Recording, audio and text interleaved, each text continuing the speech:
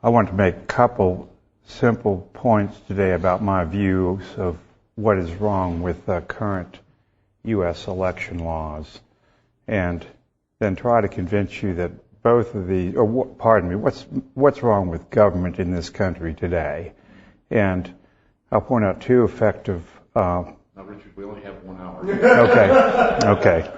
I'll focus on two problems and try to convince you that they have caused by the same two policies, and so I'm not going to engage in a rant on government, but you're right, Mark, I probably could go on for at least an hour and 10 minutes on that topic, and I won't do that. Basically, what I believe is that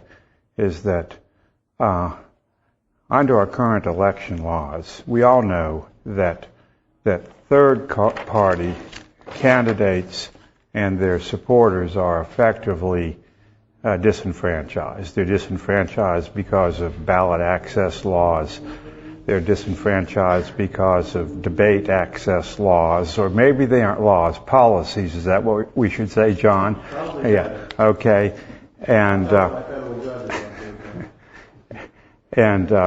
also by the winner-take-all type of elections that we have in this country. Now, it's not just that third parties voters are disenfranchised. What I would like to argue is essentially all voters are disenfranchised. And so it's more serious than those in the Libertarian Party might believe.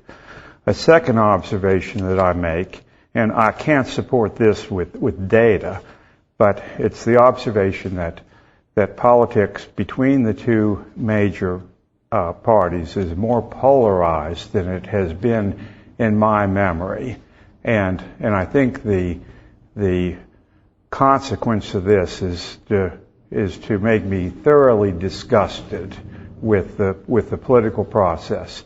I look at the people who are supposed to represent us, and they don't resemble anyone who I know or who I want to know, and so at one point, I think people said cynically that they would like to be governed by a random sample of the population, which for those of us who are in the public education system is slightly frightening. But when I look at our governing officials, it couldn't be any worse in my opinion. Okay.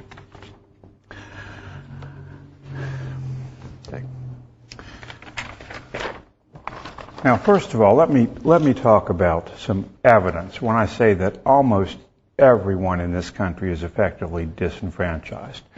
I could go back to the argument, well, with any large number of voters, the idea of any vote being a decisive vote is extremely small, and so in that sense, if we vote in large numbers, there's no way to expect every voter to end up being decisive in every election, and or ever being decisive, and I know no way around that except to be governed by very small political units, which probably has something to be said for it. So I'm not going to try to resolve a mathematical inevitability when there are large numbers, but I would suggest that they're disenfranchised because they have no chance of ever voting in a close race. Now, why do I say that? Well, let's look at the 2004 California elections. There were 80 assembly seats, and all 80 of them stayed with the party who held them initially. There were 20 state senate seats, and all 20 of them stayed with the same party that had them originally.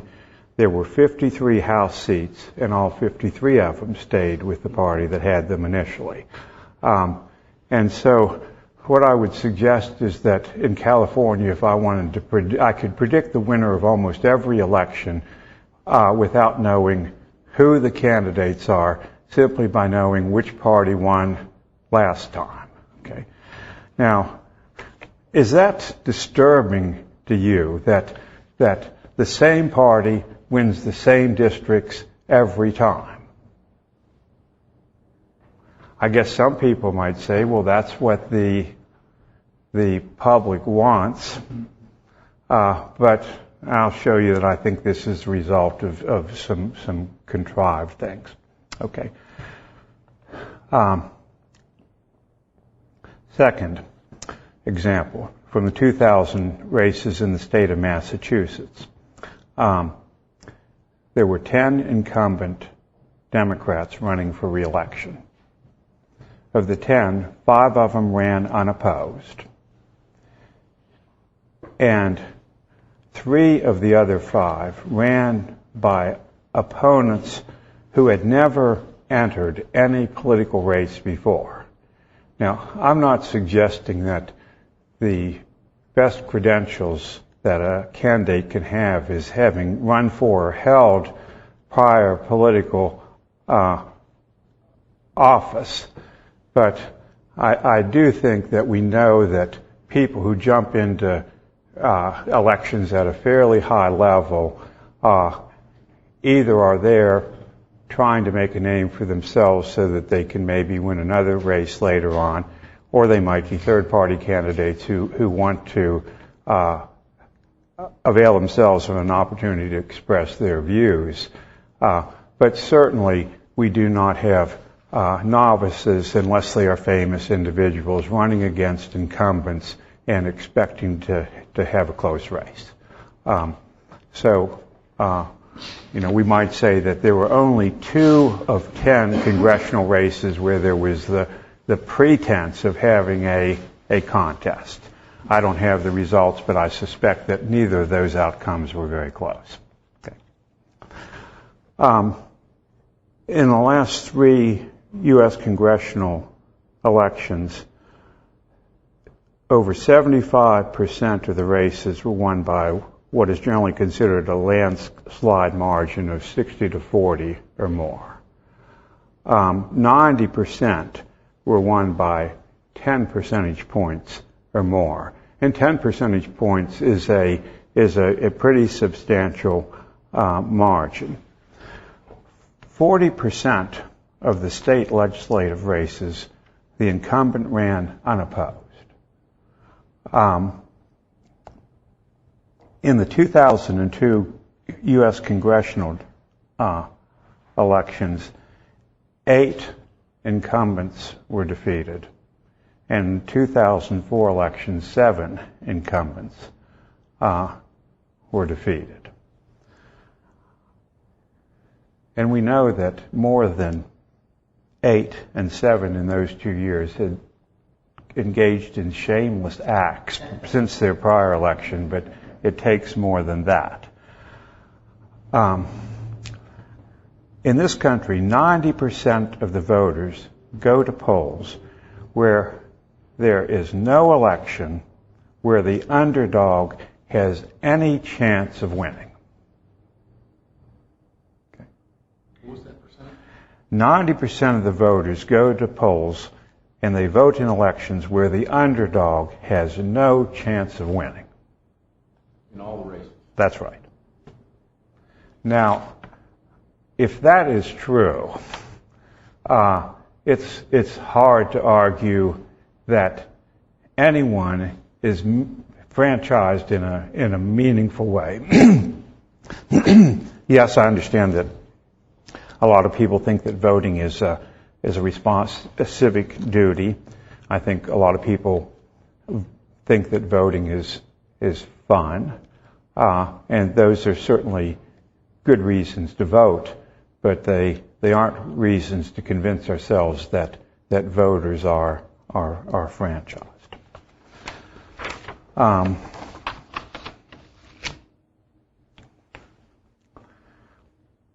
So the consequence is that the outcome is determined by who the incumbent is, or by who wins the party primary, and it's not determined by the voters. Okay, so I hope that I've made a fairly convincing case that almost all voters are effectively disenfranchised. Now, the second point that I promised to make is that elections today have resulted in Congresses and legislative bodies which are more polarized than they ever have been to my memory.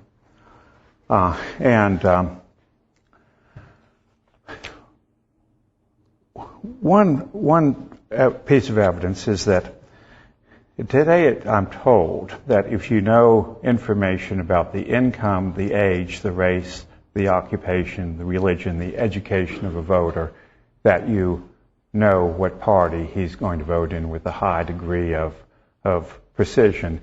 And so if we have voters who are diehard Democrats and voters who are diehard Republicans, as opposed to a large number of voters who flip-flop, and again I'm ignoring third parties just for the sake of simplifying the discussion, but if we don't have any movement of voters between the two parties, that in and of itself will tend to make the parties polarized.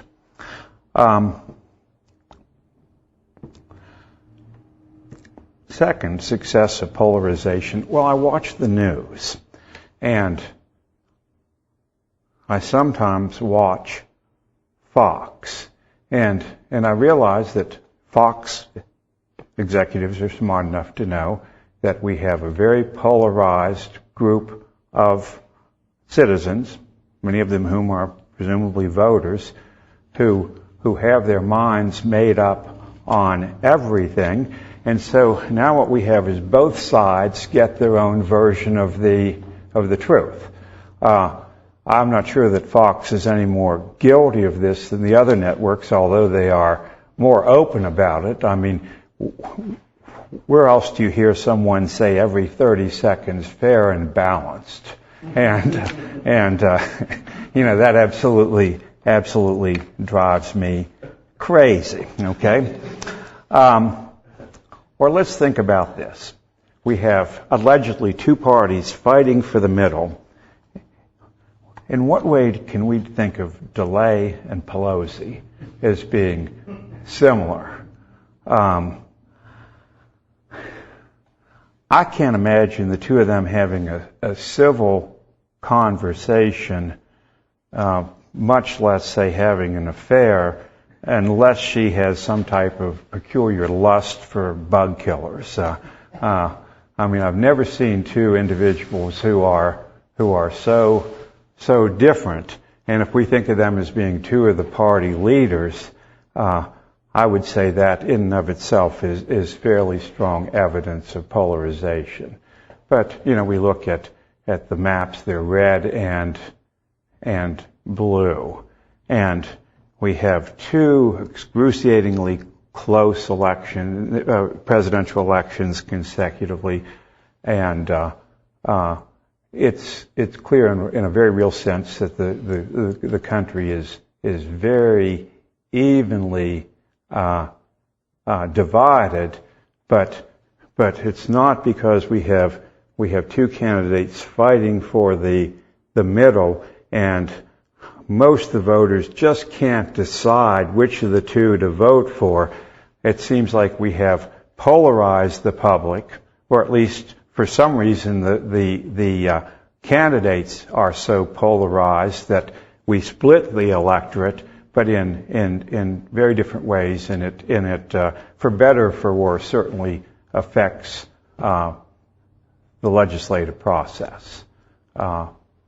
We look at things like the Shivo case, we look at the things like appointment of federal judges, and it's increasingly an ugly process.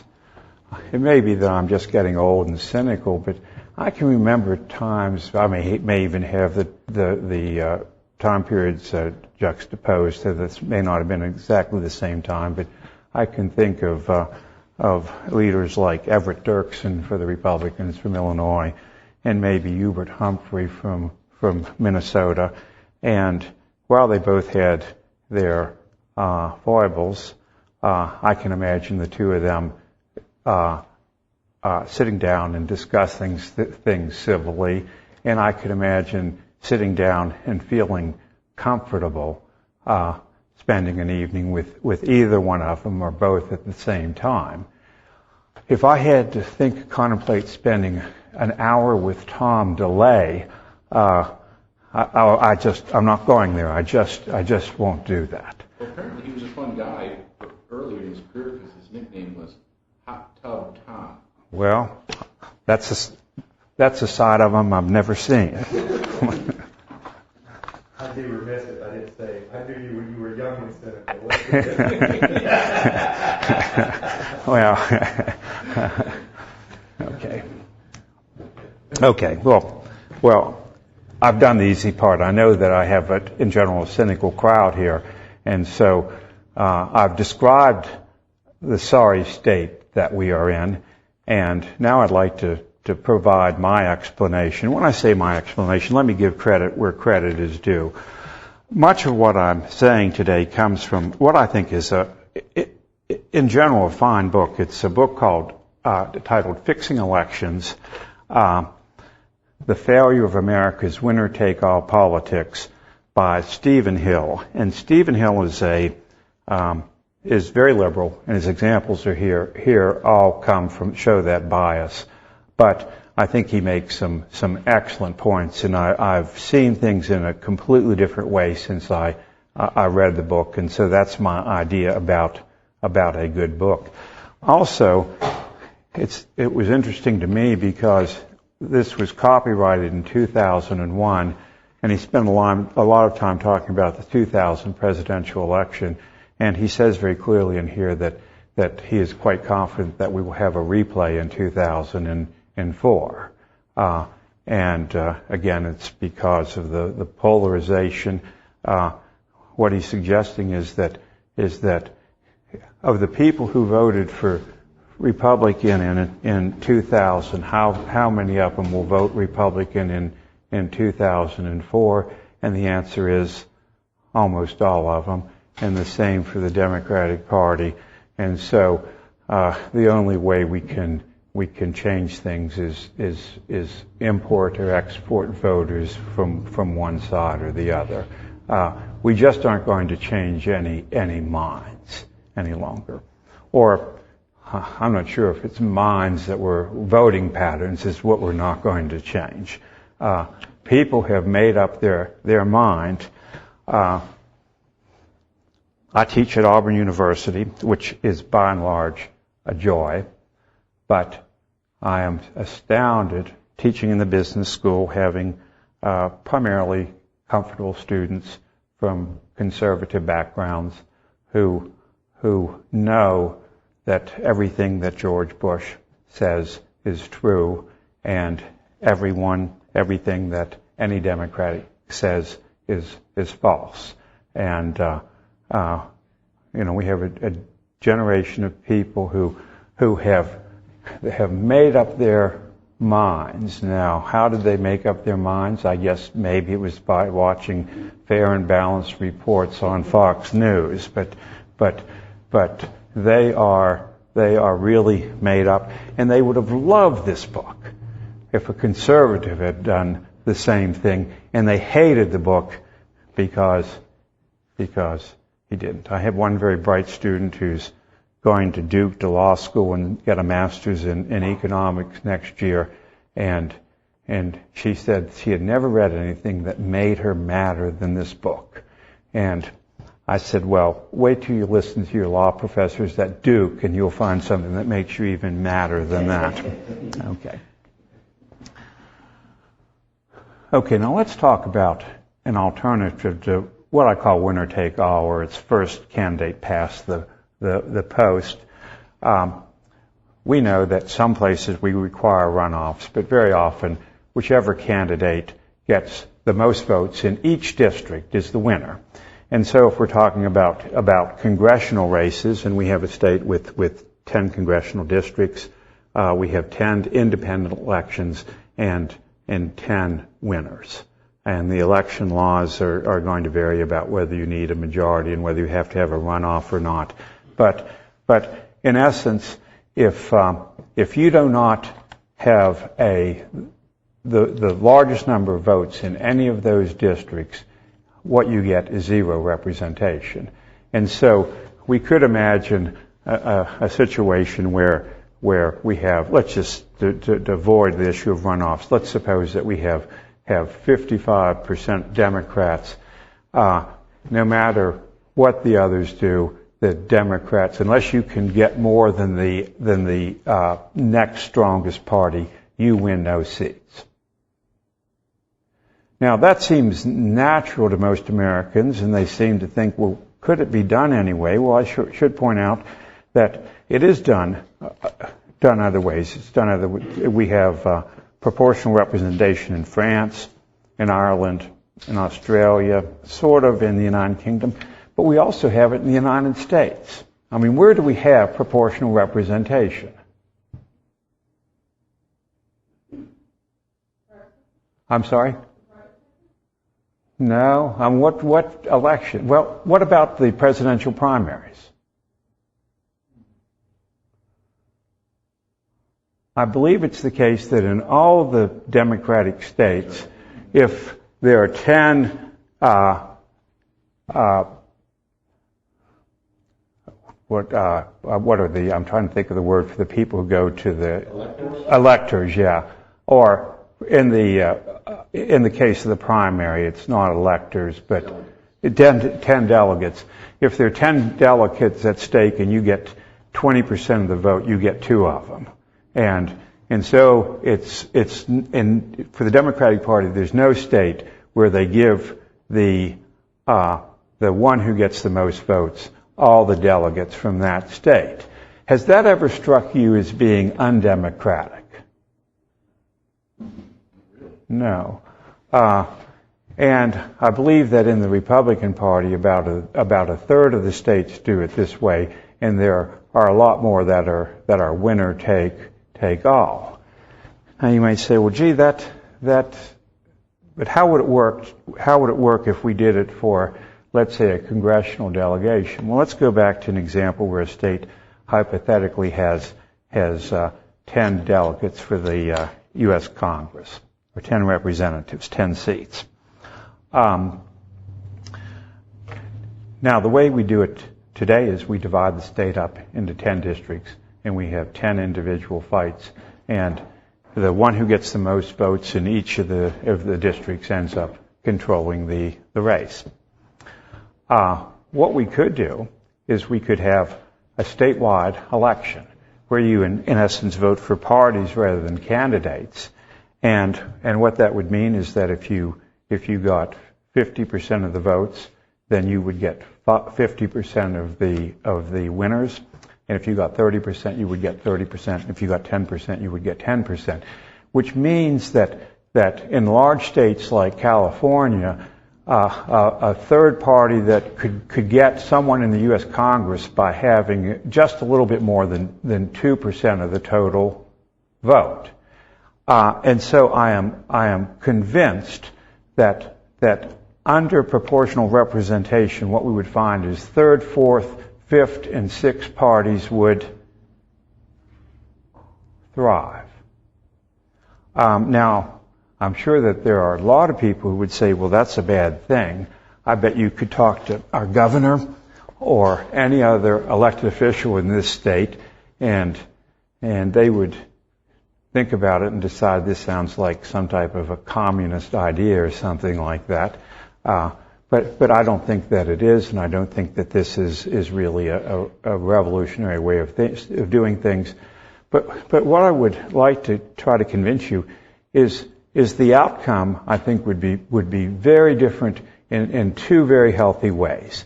One is that third parties would be a viable alternative, and not just third, but third, fourth, and fifth parties.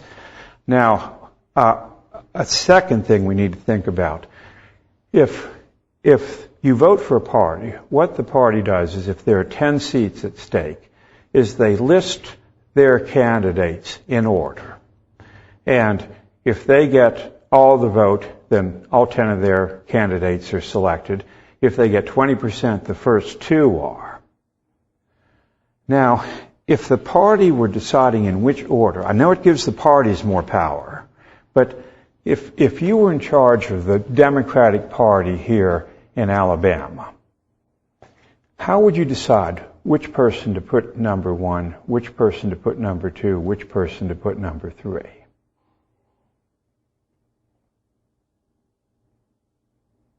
How well they did in the primaries. Well, this is, okay, I'm not sure whether we have, I mean, I'm sure it would have to be party rules that would decide this, but if the party were trying to decide what strategy should we use in figuring out how to rank our candidates,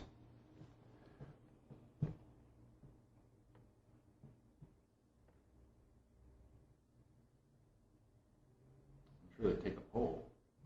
we'd probably take a poll. But what I would suggest, let's suppose that it's pretty even, okay? That the Democratic Party is sure of getting 4, they'll probably get 5, they may get 6, okay? What I would suggest is that there would be a very strong argument for listing at least centrist types of candidates for those marginal slots, because at least thinking voters, if there are such a thing, would realize that in an evenly split state, each party is going to get their first 3 or 4, and it's what we're doing is we're looking at do we want our 6th choice or do we want their 4th choice, and so I think that it would be incumbent upon both parties to have, let's say, less divisive individuals than Tom DeLay on the marginal slots. And so I think that overall it would end up with the parties being less polarized than they are today.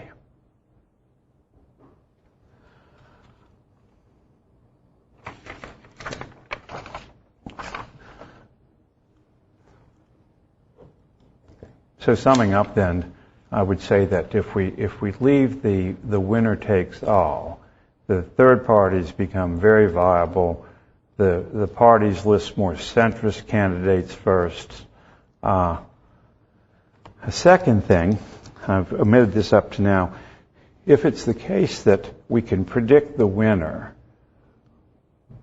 by knowing which party he is from in most congressional races, where does the election really get determined? If I know that the Democratic candidate is going to win this race in Massachusetts, where is the race decided? In the Democratic primary. Now, what do we know if we have almost all the seats divided up this way? We have the party primaries deciding who the candidates are, and if we could make some generalization, what type of voters tend to vote in the party primaries? The polarized ones. And so I would suggest that the selection process is one that under the current rules we select much more polarized candidates, because all they're concerned about is they win the primary. They might be a right-wing nut or they might be a left-wing nut, but it doesn't make any difference because the seats are drawn up in such a way that if you're running in a Republican district and you're a Republican, you are going to win. Okay, let me go on to what might be a little bit more important. Second explanation is redistricting. And it's not that redistricting is new. It's just that it's practiced a whole lot more often and with a greater vengeance than it ever was before.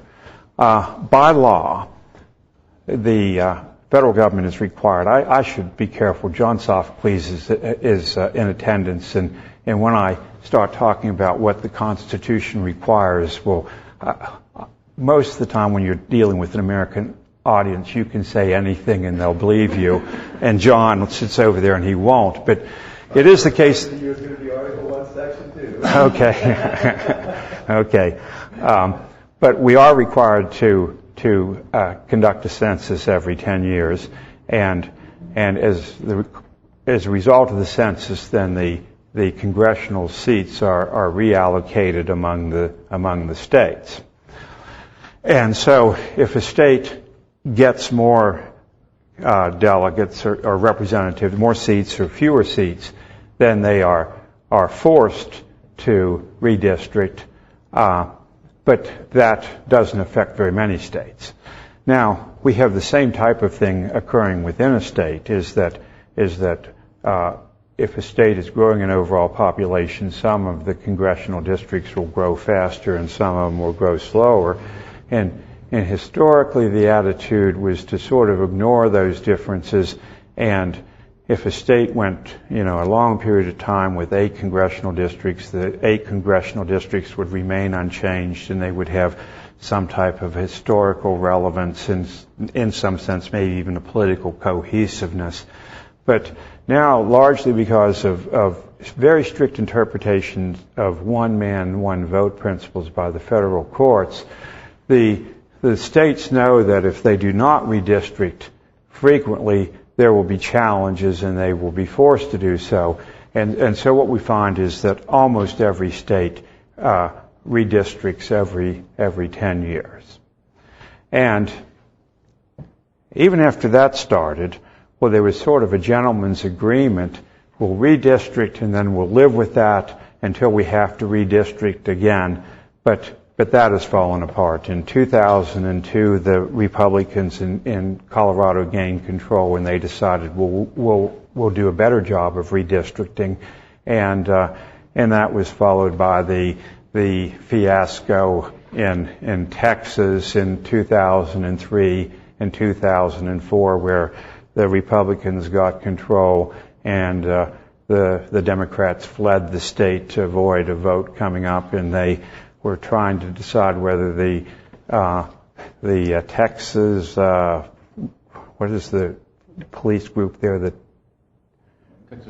Texas Rangers, whether they were authorized to go to New Mexico to make arrests or not, and bring these people back, and so we've had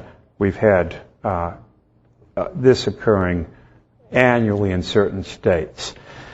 Now, there's one other thing that has happened. Partly because of the polarization of voters are more predictable than they were in the past.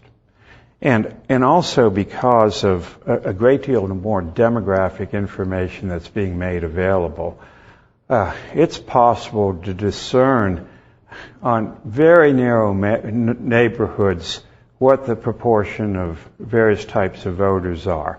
And so what has happened is software has developed whereby you can tell it, cut the state up into 10 districts, make sure that the population in each district is equal within a fraction of 1%, and other than that, anything goes.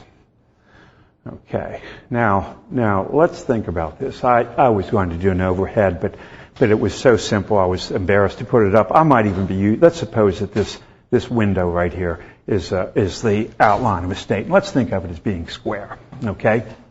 And let's also think of the population as being perfectly evenly distributed, so that the number of voters is directly in proportion to the area. And what that means by law is that we have to cut up the state into 10 exactly equal congressional districts. Okay. Now, for simplicity, let's suppose that we know that everyone in the southern part of the state is a Democrat and everyone in the northern part of the state is a Republican. Well, one thing we could do is we could draw the districts horizontally, and there would be 5 evenly sized ones in the bottom that would be 100% Democrat, and 5 evenly sized ones in the top that would be 100% Republican. The state would be split 50-50, and we would have no competitive elections whatsoever. Okay. Now we could take the same state and split it up on 10 horizontal or vertical divisions, and each one would be 50% Republican and 50% Democrat, and we would have 10 very competitive elections, and I guess on average we would have the same outcomes, 5 Republicans and 5 Democrats, although I would argue that the candidates that we would select in races like that would be different than the ones that we would select in the prior races. If we have 100% Republican districts, the winning candidates would very likely be the Tom DeLays of the world. Okay. Now, what is gerrymandering? Well, it comes from the Elbridge Gerry, who was the governor of Massachusetts in 1812. John, am I correct? I knew that you would be there to correct me on this one, so I checked that up. And I think his name is Elbridge Gerry, not Eldridge. Is that correct? Okay. I saw that somewhere, and I hadn't noticed that before, but I thought I would catch you on this. But it's either a typo in the last book that I read, or his name was Elbridge. But he was the first one who was given credit for redistricting with a strategic purpose. And let's take a simple example here. If the Republicans got control of this state, one thing that would occur to me is, well, why don't we take the original District 1 down there and keep it that way? And maybe keep the original District 2 down there and keep it that way. Maybe even take the original District 3 that way and leave it that way. And so what we would have done, we would have 30% of the states, 30% of the voters crammed into 3 districts where they would all be Democrats. Now we have to take the top 70% and we divide it in 7 equal pieces up here.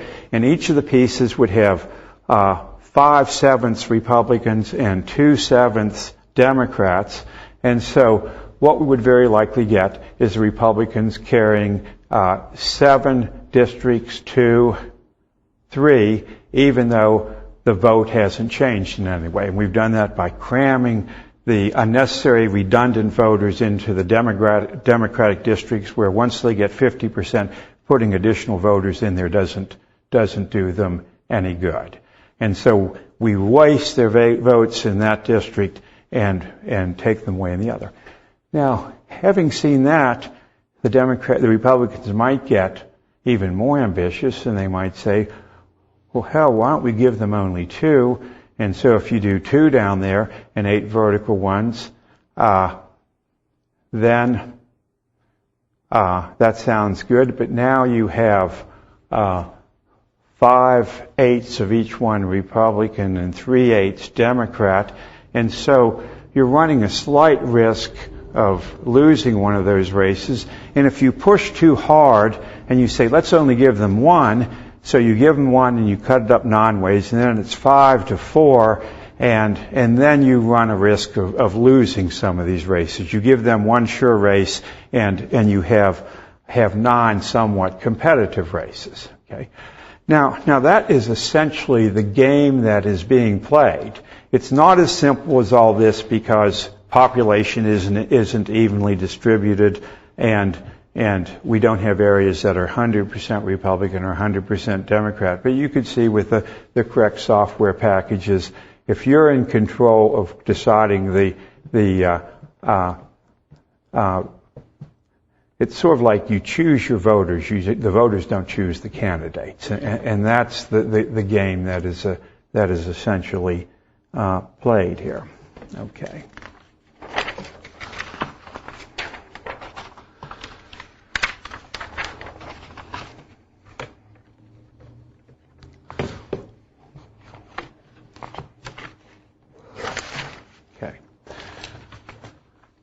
Now, I have a few more minutes, I think, so let me describe this. There's a terminology here I think I have straight. It's called, maybe I have it written down here.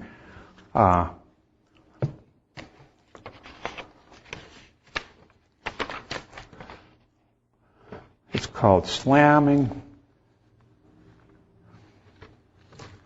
Gee, I should remember this. Oh well. One thing you can do is cram all of one party's voters together. And another thing that you can do is you can, quote unquote, kidnap candidates. And the way that you kidnap candidates is if a candidate lives close to another congressional district, then particularly if you might have a Democratic city that's all in one district and it's a Democratic area and you have two congressmen who live relatively close together, well, what you can do by playing with the lines a little bit, you can put two Democratic incumbents up against each other, and there you get the predicted result. We know that Democratic incumbents always win Democratic districts, and when you have two incumbents running in a Democratic district, they always win. The Democrat always wins that one as well. But given the advantages of incumbents, the worst thing you can do is kidnap them and put them into a race against someone in the same party. Okay, now bear with me a little bit. What I want to do is to read a couple excerpts from an article that appeared in the New Yorker pertaining to this. It's dated December 2003. With his Western twang, loping swagger, and ever-present cowboy boots, Charlie Stenholm doesn't much look like or sound like anybody's idea of a victim. Since 1979, he has been the congressman for a sprawling district west of Dallas, and his votes have reflected the conservative values of the cattle, cotton, and oil country back home. He opposes abortion, fights for balanced budgets, and voted for the impeachment of President Clinton. That's extremely important. His website features photographs of him carrying or firing guns. Through it all, though, Stenholm has remained a member of the Democratic Party, and for that offense, he appears likely to lose his job after the next election. Well, he did lose his job. Stenholm was a principal target of one of the more bizarre political dramas of recent years, the Texas redistricting struggle of 2003. Following the 2000 census, all states were obligated to redraw the boundaries, et cetera, et cetera. In 2001, that process reduced the standoff in Texas, with the Republican Senate and the Democratic House unable to reach an agreement. As a result, a panel of federal judges formulated a compromise plan which more or less replicated the current partisan balance of the states. But then when the Republicans took control in 2002, they decided that they would do this all over again, and they did. And a law professor from Texas said this was a fundamental change in the rules of the game. The rules were fight it out once a decade and let it lie for 10 years. And now the rules have apparently changed. Every time you get the power, you are obliged to use it. One other example. This is from Pennsylvania. I grew up in West Virginia, but this was western Pennsylvania nearby. And it's after the 2000 census, Pennsylvania lost 2 seats in Congress, and its legislature had to establish new district lines. The Republican leaders engaged in no subterfuge. They candidly admitted that they intended to draw the lines to favor the party as much as possible. Amidst the battle over Pennsylvania plan, DeLay and Dennis Hastert sent a letter to the Pennsylvania legislators saying, "We wish to encourage you in these efforts as they play a crucial role in maintaining a Republican majority in the United States House of Representatives." And of course, when the House is very evenly divided, the stakes are really high, and so you can, by redistricting appropriately, you can decide who controls the House of Representatives. Oh, here's what I was looking for. The Republicans in Harrisburg use venerable techniques in redistricting like packing, cracking, and kidnapping. That has a good ring to it. That's why I was looking. Packing, cracking, and kidnapping. Packing concentrates one group of voters into as few as possible districts. That's what I talked about down here. Cracking divides a group's voters into other districts where they will be ineffective, and kidnapping places 2 incumbents from the same party in the same district. Frank Mascara was kidnapped. goes on to talk about he's a very unusual character. He's lived in the same house that his family has had for 100 years. It has a value of about $35,000. He is really a very modest background. Seems to represent the poor people from his district fairly well. And Charleroi is fairly close to the, I guess, Maryland border in southern Pennsylvania, sort of south, a little bit east of Pittsburgh. And so what the Republicans did is they formed a district where they took a Democratic district in the south side of Pittsburgh, and they essentially drew the borderlines down an interstate highway and then along a country road, both sides of a street, and then it went around his house, but not his garage, and ended there. Okay?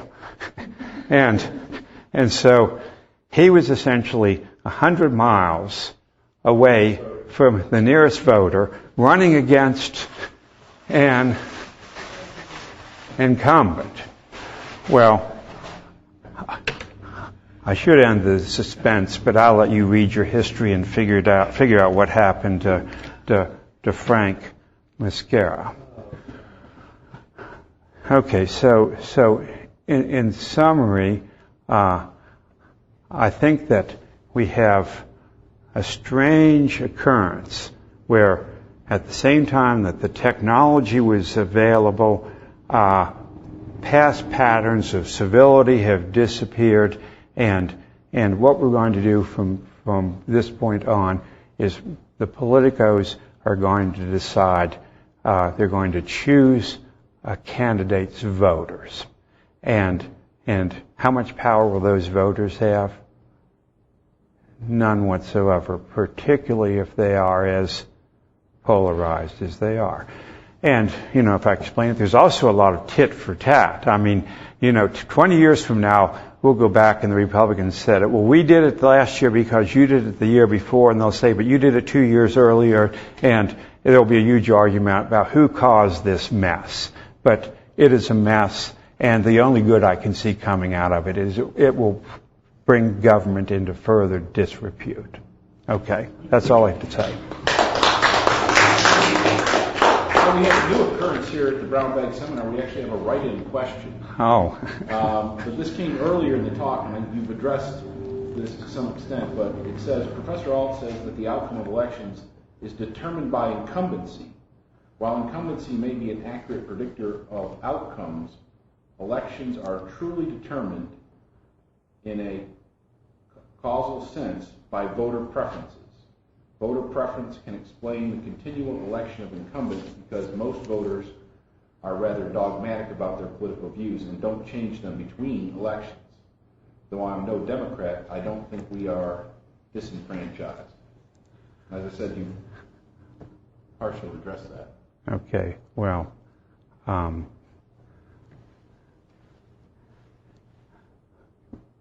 one could argue that whether it's incumbency or, let's say this, if it's a safe congressional district, it's impossible to determine whether the candidate won because he was an incumbent or because he was a Democrat. But the point I was really making there is that incumbents don't lose elections in this country. And I think the best explanation for the fact that they don't lose elections is that we have drawn up in the districts in such a way that it's damned hard for a member of that party to lose the election. We could argue about what the ultimate cause of this is, but yes, I think we probably would be better. I would be better off to say that the party, more than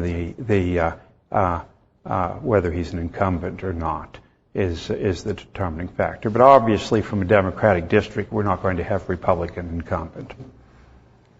Yeah. Well, one man, one vote is unconstitutional.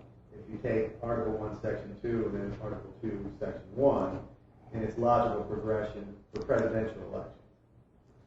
You're hitting the nail right on the head, in my opinion, with the redistricting problem. And I actually went and, browsed down at the Lee County Courthouse the last time they did the redistricting. Of course, they were thrilled to see me there. Article 1, Section 2 of the Constitution says that you're supposed to have one representative for each state, and then one for every 30,000 round up. Right? So no matter what your population is, you're going to at least have one. Mm-hmm. And then up to 59,999, you still have one. At 60,000, you get two, and just keep that iteration, et cetera, et cetera. Well, in 1929, in the House of Representatives, they got together on their own, thank you, Hoover, the Republicans, and limited their own body to 435. Now, this is just basic principles of economics, but so everybody here understands it. But as population increases, your real representation decreases. Well, to me, that's the most important precursor of your thesis with respect to gerrymandering. Right now, we have one representative for every 700,000. Mm-hmm. So your real representation has dried up, and now gerrymandering becomes a big deal, right? Mm-hmm. If you had one for every 30,000, you'd know who your congressman is. You could go egg his house. When he's walking out and he does something stupid, you could sit there with a megaphone and yell at him, right? It'd be his worst nightmare. Mm-hmm. So, when Hillary Clinton and George Bush and the rest of the morons come out and say they want democracy and all that other sort of stuff, it's their worst nightmare. When you have the representative government, then the things that you start talking about fall into place. Now, the other question that I have deals with, you were talking about that scenario of how you were going to enumerate people who would take those top 4, those top 6 slots. I don't know the history, perhaps you read it in the Hill book, but that's how we used to have our senators prior to the 17th Amendment, right? Your legislators, all the political hats got together and decided who are going to be the 2 that you send up for the Senate. It seems to me that'd be a good way to get some insight in how that would happen under the scenario you suggest. But it's still not at all clear to me that just allowing competition would generate that result much more cheaply. Well, no, I understand that, and I did make it clear that this would give the parties more power than they had, and I have very mixed feelings about that. On the other hand, I don't have mixed feelings about the current situation. So I think it's so deplorable that we barely have the pretense of democracy right now, and so I would feel better off allowing someone to pick our candidates for us if the outcome is one where our votes have the potential to matter. Or at least convey some information. Yeah. And I don't know, John, I hadn't thought too much about this, but would the people who win Democratic parties be the ones, primaries be the ones that the party would tend to select? Yeah. I don't know. I think that it would introduce an element. Well, if parties became too isolated from the voters, I think they would ultimately pay the price, and so there would be some element of competition. Gee, how frightened does the Democratic Party in Massachusetts feel about the Republicans right now? And the answer is not at all. Which used to be a radical Republican state, right? Yeah. It had to go through that polarized flip-flop to be the radical Democrat state. You mentioned the polarization of the two parties as one of the causes for all this. Now, would it be the case that state parties that already decide their candidates based on the primary method, would it be the case that by moving to a convention method that would actually augment the polarization between the two parties, since you'd have a smaller base and potentially even more rapid activists making the decision? Or would that have any effect as far as you can forecast? Well, let's suppose that we have a party that puts 10 very, very extreme left candidates on their ballot, okay? And they do that habitually. One would think that the other party could exploit that by putting some very centrist types of candidates at the top of their list, and even elect 3 or 4 Republicans in Massachusetts by doing so. Richard, you talked about the media, but do you ascribe to the media a causal role in all of this polarization, or are they just taking advantage of it? Well, I think that are we blaming CNN and Fox here, or do we congratulate them for taking advantage of our woes? I mean, obviously they saw a market niche and took advantage of it, and I guess I'm probably place the blame on Americans who don't appear to want to learn very much. They just want to be reassured that what they already know is true and all they need to know. And Fox makes our life very easy. We know who the good guys are, and we know who the bad guys are, and we also, if we like that stuff, we know that we are the good guys. And so they're providing, I guess, it's a very popular service. But I keep thinking, why do we have Tom DeLay? And why do we have a debate whether it's ethical to conduct an ethics investigation of DeLay? That's very, very troubling to me.